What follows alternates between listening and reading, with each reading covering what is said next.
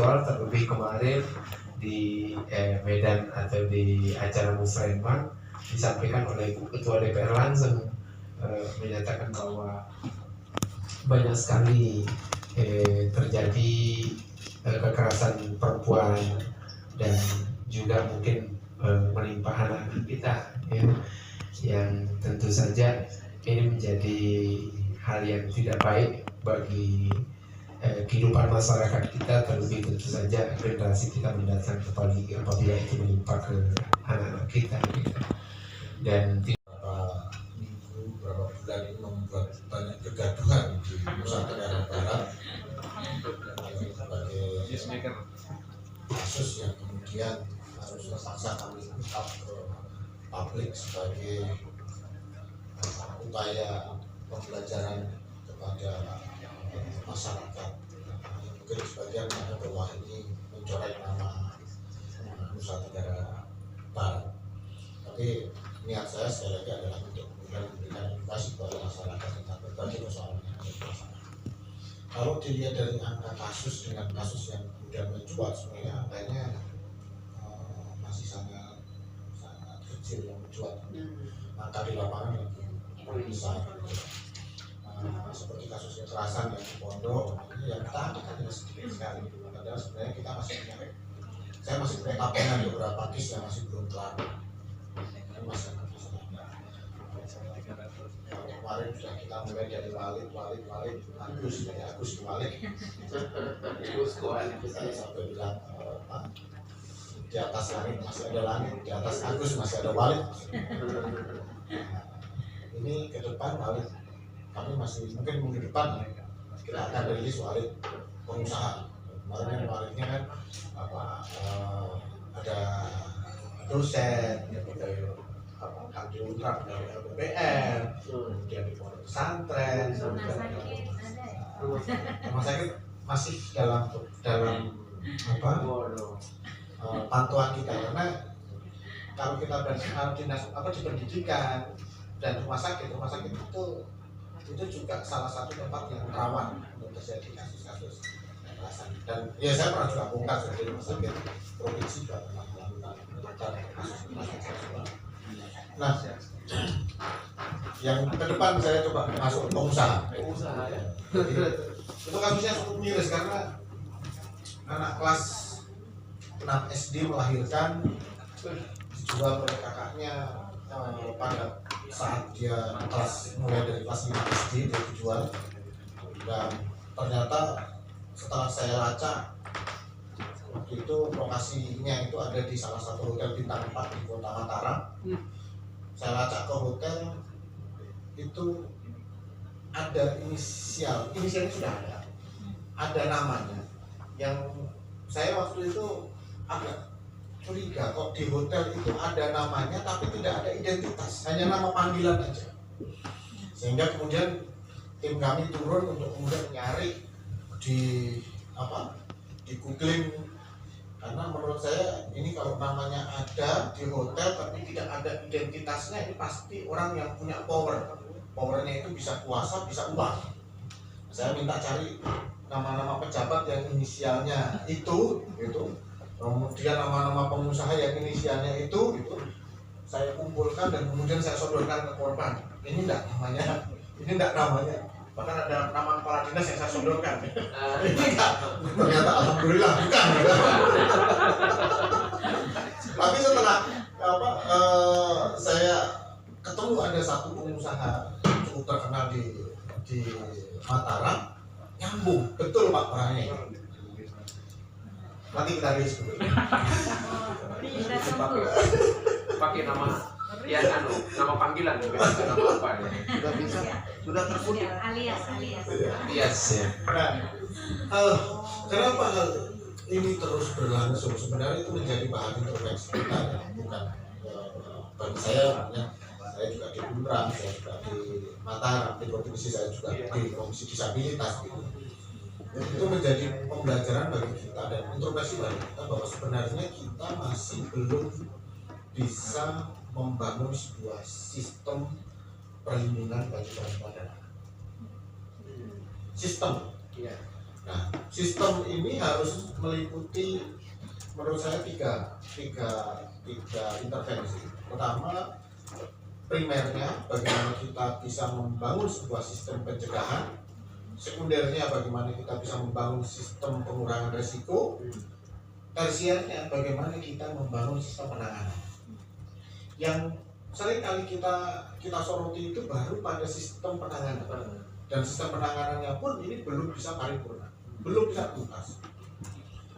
Saya mencontohkan umpamanya kasus-kasus kekerasan seksual itu salah satu sumber daya yang kita butuhkan itu adalah psikolog psikiater. Keberadaan psikolog psikiater ini kan psikolog umpamanya itu kan sesuatu barang langka. Sudah barang langka, BPJS nggak mau nanggung lagi. Ini kan menjadi problem. Banyak anak-anak kita yang bermasalah, mamanya di sekolah-sekolah anak-anak yang takut, jadi melukai dirinya untuk karena depresi dan segala macam. Jadi nggak mau kemana. Sekolah punya BK namanya, tapi belum semua sekolah punya BK. SD ada BK, SMP punya BK, tapi BK-nya seringkali juga guru yang di BK kan, bukan guru BK murni. Sehingga kemudian itu masih banyak masalah di penanganan. Di penanganan pun kita juga belum bisa membangun sebuah sistem yang solid. Semua menganggap bahwa oke, kalau ada masalah perempuan dan anak ya urusannya di P3A lah. Tapi belum kemudian menjadi perhatian umpamanya gimana sih keterkaitan maksudnya dengan rumah sakit jiwa, mungkin ada rumah sakit jiwa. Bagaimana proses untuk terapi sesudahnya gitu. Korban-korban ini kan membutuhkan terapi. Di korbannya Agus Buntung itu kami menemukan salah satu korban Agus Buntung itu dia sudah 3 kali menjadi korban. Waktu dia kecil dia jadi korbannya kakak guru ngajinya. Kemudian menginjak dia usia SMP, SMA dia menjadi korban dari kakaknya. Ketika masuk sekarang sudah selesai kuliah, jadi korbannya Agus Buntung. 3 kali. Dan itu akhirnya kemudian mengalami banyak persoalan di sekolah. Jadi kalau dia sudah depresi dan itu menjadi kebutuhannya, barcode itu menjadi kebutuhannya dia. Hampir setiap minggu itu bisa 2-3 kali dia barcode sebagai sebuah kebutuhan. Dia mendapatkan kenyamanan dengan membarcode dirinya sendiri. Nah, ketika kemudian ini harus bersinggungan dengan psikolog, dia masyarakat nggak tahu harus kemana. Atau kalau mamanya sekarang sudah ada jadi korban kekerasan ini, bagaimana tindak lanjut untuk terapinya? Mau diserahkan ke OPTD, PPA, anggarannya dari mana? OPTD PPA sekarang masih menggantungkan pada dana dak, dan infonya tahun depan dana dak nggak ada. Kalau nggak siap-siap APBD, ya sudah tutup. PPA tidak ada layanan. Itu di sistem penanganan. Kita belum bisa membangun sistem penanganan yang kemudian solid, sistemik, berkelanjutan dan tuntas. Belum lagi soal kecepatan. Mencari ada korban. Ini infonya ada korban nih lintas kabupaten. Kalau kemudian masih ditanya kronologisnya di mana, nunggu disposisi dari kepala dinas, ya kapan mau melakukan penanganan? Penanganan kayak gini kan maunya cepat. Ada informasi, ya udah turun, nggak usah dilihat dulu ini anak orang dari mana. Yang penting terjadi di NTB dulu. Ya udah tanganin aja dulu. Mau wilayahnya Mataram, wilayahnya Lombok Barat, wilayahnya Lombok Timur, tangani dulu. Jangan lihat dulu ini administrasi dan segala macamnya. Ini yang harus proaktif. Apalagi membuat birokrasi harus sampai kepala dinas yang membuat disposisi baru turun. Korban sudah kalau kedaruratan medis itu sudah mati duluan baru datang. Kebakarannya ada kebakaran terus nunggu disposisi dari kepala dinas untuk turun atau tidak, ya repot. Nah, itu dari sisi penanganan kita belum ada sistem. Kemudian dari sisi pengurangan risiko, sistem yang kedua ya sekunder tadi intervensi sekunder. Kita punya data nggak sih anak-anak yang bermasalah? punya data nggak sih umpamanya sekarang yang beresiko ini rata-rata korban ini adalah anak-anak yang pengasuhannya bermasalah, baik yang di mahasiswa ya Bu ya, kita tangani umpamanya yang anak-anak yang menjadi korban itu rata-rata keluarganya bermasalah. Korbannya Agus maksudnya keluarga berantakan atau gimana? Broken home atau apa ya? kurang kasih sayang. Kurang Terutama adalah anak-anak atau yang dia tidak ada figur ayah. Fathers. Nah, yang jadi problem adalah yang mengintervensi yang ini belum ada. Sekarang umpamanya contoh, kita adalah wilayah yang sebagai pengirim buruh migran perempuan yang cukup tinggi BNPB. Pertanyaan saya, anak-anak buruh migran itu ada datanya nggak? Di DP3A ada datanya nggak? Ada intervensinya nggak? Karena mereka pasti kalau kemudian dia ditinggal oleh orang tuanya bekerja di luar, dan ini sebagian masih balita sudah ditinggal sama kakeknya. jadi anak PAUD kan, pasti tingkat kerawanannya, resikonya lebih tinggi daripada anak yang tinggal dengan orang tuanya. Pertanyaannya kita sudah sejauh mana kita mengintervensi mereka? Belum datanya aja nggak ada.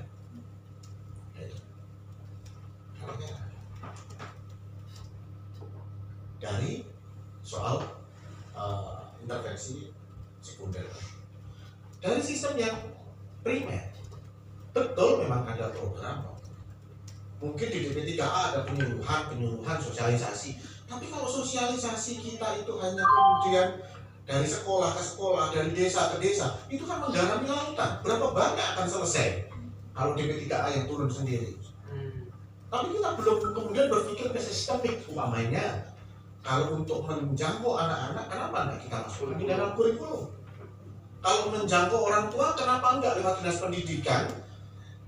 Setiap satu semester umpamanya diwajibkan sekolah itu untuk mengadakan kelas parenting untuk orang tua, menggunakan data pos, pertemuan dengan wali murid, tidak hanya bahas soal uang komite, tetapi kemudian bagaimana juga ada imbal balik untuk pengasuhan.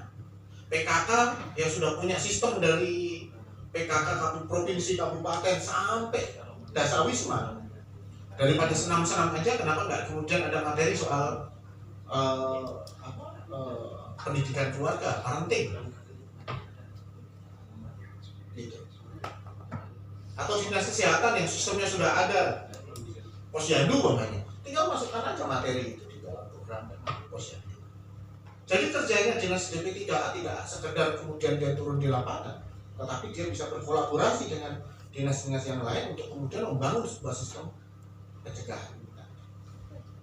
Nah, problemnya memang sangat klasik. Pertama, yang jadi persoalan adalah kita itu terbiasa kerjanya per departemen. Ya, dinas sosial punya indikator kinerja sendiri, DP3A juga punya indikator sendiri, dinas kesehatan punya indikator sendiri, sehingga kita tidak bisa komprehensif. Boro-boro itu dinas DP3A dan KB.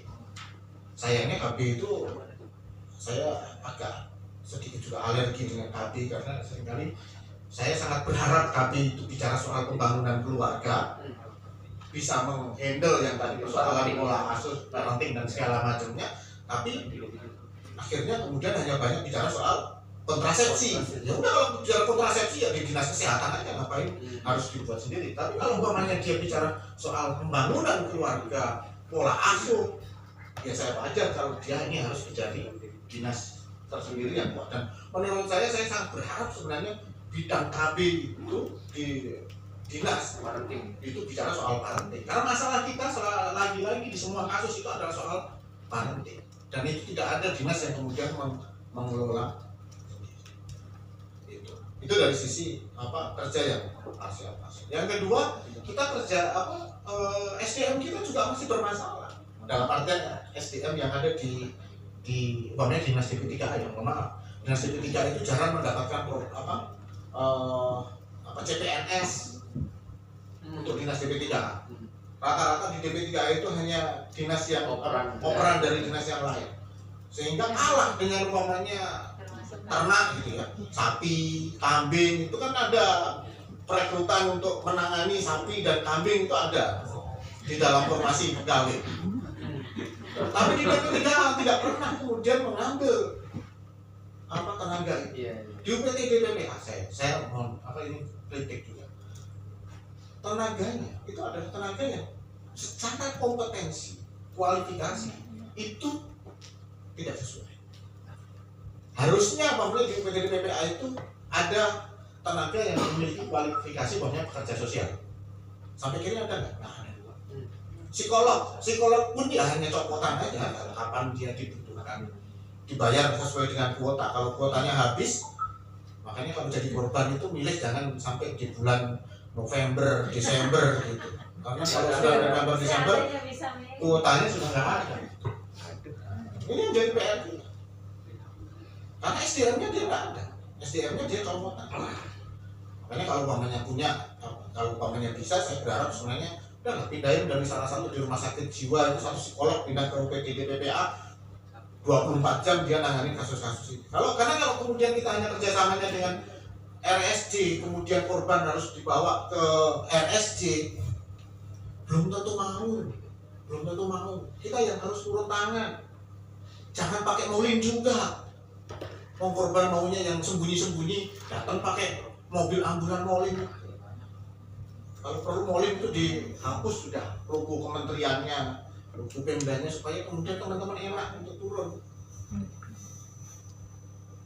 UPT di PPA belum punya mobil sendiri, kalau enggak ya cari mobil staff yang bisa dipakai untuk turun. Itu.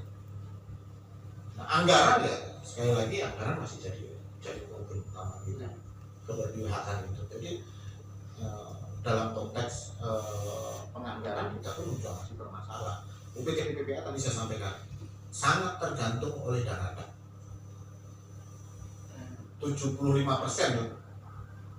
bahkan lebih 75% anggaran UPT di PPA tergantung dari dana. APBD kita belum ada. Itu berbagai persoalan yang ada di sekitar kita, tapi ini adalah refleksi bagi kita semua untuk bagaimana yang penting bagi kita adalah membangun sistem perlindungan bagi perempuan dan anak itu secara komprehensif, integratif dan berkelanjutan. Sehingga kita penanganan itu saya pikir bisa tuntas. Saya pikir itu untuk sebagai brainstorming untuk kemudian memicu diskusi-diskusi lagi.